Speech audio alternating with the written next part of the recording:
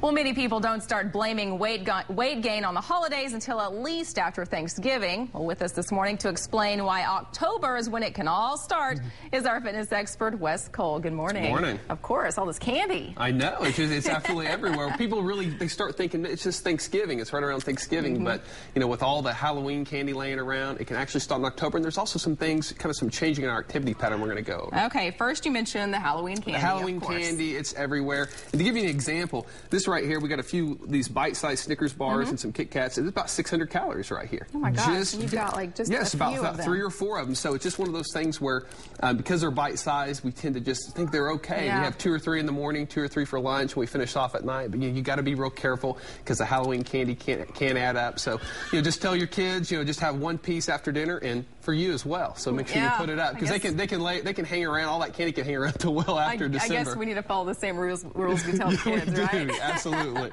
Okay, the next one is changing weather. You say that affects well, weight. when it gets, it's kind of unusual here because we have such brutal summers, but people actually stay fairly active despite the heat. We're water skiing, people working on their garden, they're working on the yards. But when it starts getting cooler, people start wanting to kind of go hibernate. inside. Yeah, you kind of hibernate. Yeah. And the thing about it is you need to have a backup plan. If you're an avid runner, kind of plan maybe a gym for a treadmill, maybe think about some group training classes, martial arts, yoga, Pilates. There's a bunch of good ones in town, but you need to have a backup plan because nothing will take a bite out of your motivation than when you step outside and it's cold and wet and rainy. Bad thing is too, when it gets cooler, our appetite kind of goes up. Yeah. So it's kind of a bad thing. So you got to be well. For us women, we're not worrying about wearing bikinis and swimming suits. We're all covered up. We're layered and layered, so it doesn't matter. It doesn't matter anymore. So just be aware of your activity pattern. You keep at it and won't catch up with you. All right, and that's what you say. It all kind of adds up. Well, last year there was a study done that showed that the average American only gains about maybe a half a pound to a pound of fat throughout the whole holiday season, which is, it's about right.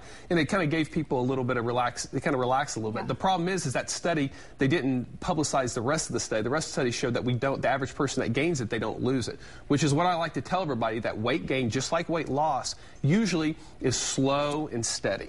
So the thing about it is people, they add maybe a pound or 2 every year for several years, and they look down, they're like, where'd this belly come from? So the thing about it is weight gain can sneak up on us, and it's always the little things. Just like the little things can help us lose weight, the little things can help us gain weight. So kind of stick with that and kind of watch all the candy, get rid of all that, and try to keep your activity pattern up. You'll be ready to go. Just remember all of this when your kid comes home with all that candy. Absolutely. All right. Now time to answer a couple questions from our viewers. This first question comes from 10-year-old John. He attends Jinx Elementary.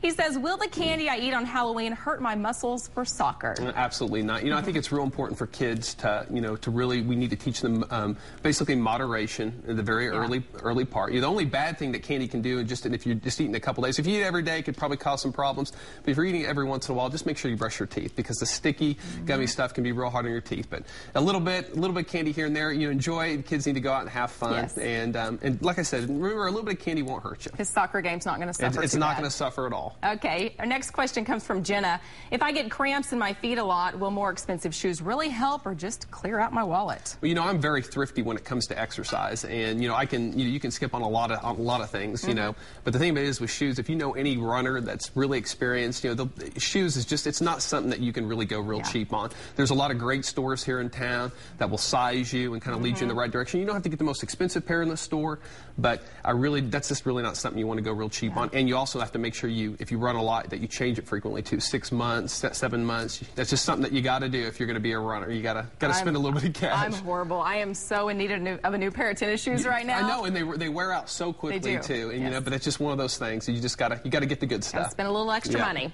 Well, if you have a question that you would like Wes to answer, just go to the weekend morning section of our website, kjrh.com. Click on the habitual health link, or you can give Wes a call, 749-0960, or visit his gym on 46th, just east of Sheridan.